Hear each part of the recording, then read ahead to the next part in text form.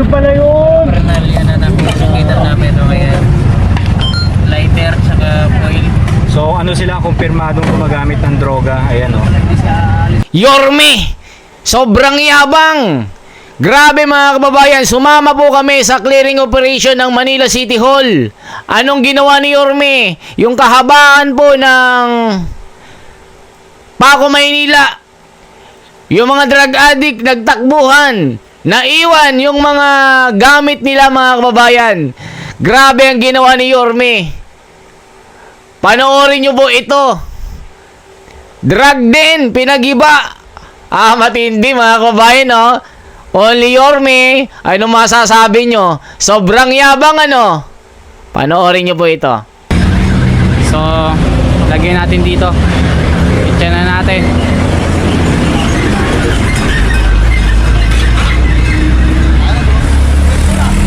Pwede nga. Oo, gumagamit yung dalawa nun. Saan nyo na ano yun, sir? Saan nyo nakita? Dito lang ba? Oo, ganun yan. Nakatambay, nakatutulog. Grabe. Mga solvent Ginawa po. nilang basura, no? Ginawa ng honeymoon niya, no? Grabe. Ang kakalat dito, puro scavenger. Yan naman ang kakalat. Grabe. Ibig sabihin, sir, gumagamit din pala sila. Gumagamit lahat sila niyan. Matindi pala Nakita niyo ang ang problema ebidensya. Ayan, dito. no? Diba? Grabe. Kabayan, oh. Ayun, oh. Sir, anong tawag dito, sir? Aluminum foil. Ayan yung foil na ginagamit na Ang sabu. pang shabu, mga kababayan. So bad. Very bad, mga kababayan.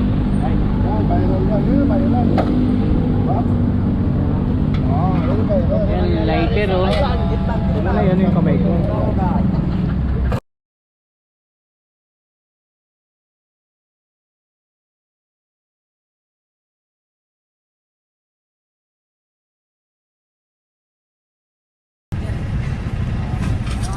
Kumpirmado yan ah. Confirm, mga kababayan. Mag-comment po kayo dyan. Eh syempre, pang ano Pre, nila. pang sip-sip yan. Ayan o. Grabe, oh. Ano yan bro? Pagkatabilog. Pre, buksan mo nga. Niro-roll dyan. Ayun o. Niro-roll nila, tapos sabay singot. Dito nilalagay nila. Oo. Uy, madumi yan. Huwag mo nang hawakan. Tapos, iano ng dito sa kasisindutin. Okay. Grabe. Okay, so positive. So, positive, mga kababayan. Ay, ang dami, oh. Daming lighter.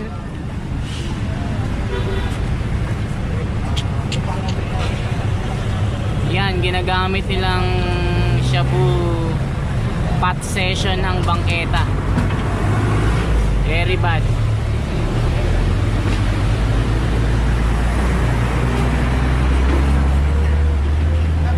Ito, baka mapako ka, oh. Sige, sir. Ano lang? Pot session. Grabe. Baho dito, mga kababayan. Baho. Super baho.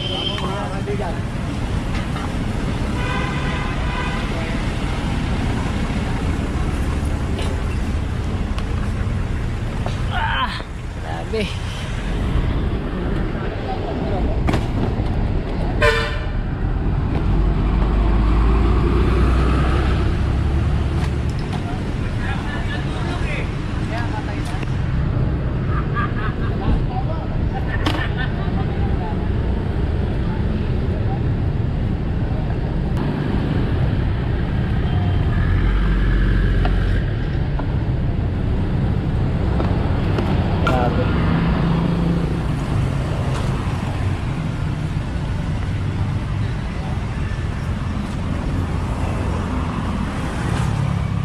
Dumi dito.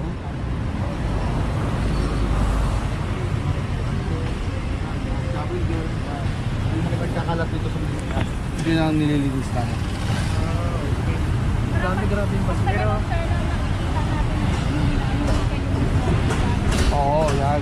Yan, karamihan dito sila nagkakalat po. Pero sir, malapit lang sa outpost na barangay, ano? Oo nga eh.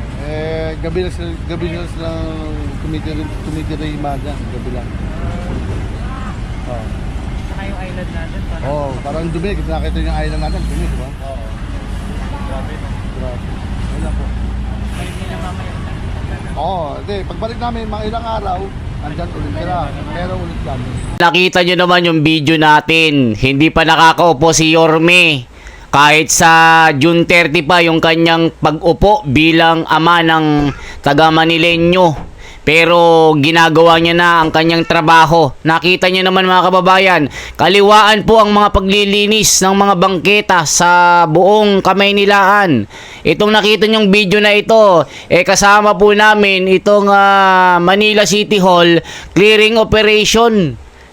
Talagang yung kahabaan po ng Paco, Maynila, napakadumi. Nadugyot na rin mga kababayan at tinanggal po yung mga barong-barong dyan na pinamumugaran po ng iba't ibang klaseng mga kung sino-sinong rugby boys, drug addict, mga gumagawa ng kriminal. Nakita nyo naman mga kababayan, may mga foil na kung ano-ano pa. Nakita nyo po mga kababayan, di ba? Kaya yung kahabaan po ng Paco, Maynila dyan, yung kalsada na yan, delikado po ang maglakad dyan.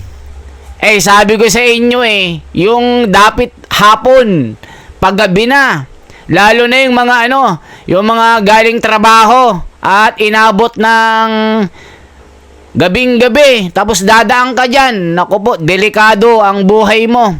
Lalo na kung mamahalin ang gamit mo. May cellphone kang mamahalin at kumikinang yung kung ano-anong nilalagay mo sa tenga mo, dito sa leeg mo. Pag nakita yan ng mga kriminal dyan, susundan ka kaagad. Kaya mag-iingat kayo sa paglalakad nyo sa gabi, mga kababayan. So, nakita nyo po, talagang si Yorme ay gumagawa na ng trabaho kahit yung iba, galit na galit. Naglilinis na. Pinapabango na ang Manila. Yung mga kritiko, talagang todo bash kay Yorme. May pangarap daw kasi si Yorme maging Pangulo ng Pilipinas. Kaya ngayon pa lang, kahit hindi nakakaupo, nagyayabang na at bargas-bargas na. Pero wala daw siyang respeto sa nakaupo. Kasi yung trabaho daw ni Mayor Lacuna, siya na daw ang gumagawa. Nakita nyo naman mga kababayan, di ba? Mayroong mga vlogger dyan na laos na dating reporter na binabanatan si Yorme na sinasabing malabagyo ang hangin, na sobrang yabang, malabagyo ang yabang niya, mala Manila Bay sa hangin, sa sobrang angas. Wala daw respeto sa mga nakaupo. Kailan nyo lilinisin yan? Syempre, bagong upo yan. Ano yun, antayin kayo? Ang tagal nyo dyan na nakaupo. Nung kami dyan, kasi simula pa lang, ang Karyedo, nilinis agad. Tignan nyo ngayon ang Karyedo. Puntahan nyo. Lalo dito sa May Quiapo. Dati, nakakadaan ka. Ngayon, hindi na mga kababayan. Pero si Yorme, talagang uunahin niya ito. Abangan yung mga kababayan kasi gagawa po tayo ng mga video dyan. Pupuntahan natin yung mga critical na mga lugar. Gaya dyan sa mga rekto. Nakita nyo dyan yung mga overpass dyan.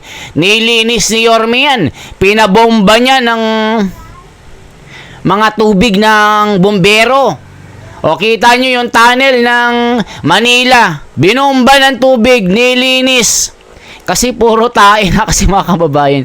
Pinamahayan na rin ng mga kriminal. Sa gabi, delikadong maglakad dyan. Gusto ng mga kritiko, wag muna daw linisin. Masyado daw maagang magpasikat.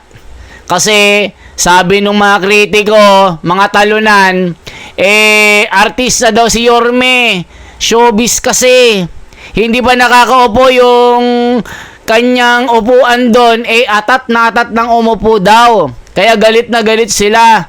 Kaya itong clearing operation na ito, yung drug den na mga gumagamit ng droga, pinasabog ni Yorme. Tignan nyo, yung mga bahay doon sa aisle, pinagtatatanggal niya. Malibang linisin ang Manila, kung ganyan ang itsura. O, kayo ang dumaan dyan. Huwag linisin. Eh di, pati kayo na hold up dyan na baka matusok ka pa sa tagiliran sa daming drug addict dyan sa lugar na yan. Eh, kita nyo, sa may aisle, makakakita ka ng mga gamit ng mga durugista. O, kayo na humusga. Ano masasabi nyo dito? Diba, dapat lang linisin ito? O, yung mga kritiko, mga talunan, ano, antayin kayo na makaalis. E di ang baho-baho.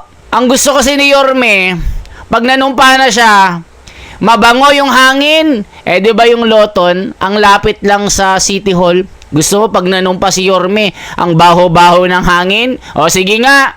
Eh, sabi ng kritiko, naglilinis ka na. Hindi ka ba nakakaupo? Ang yabang mo naman, Yorme.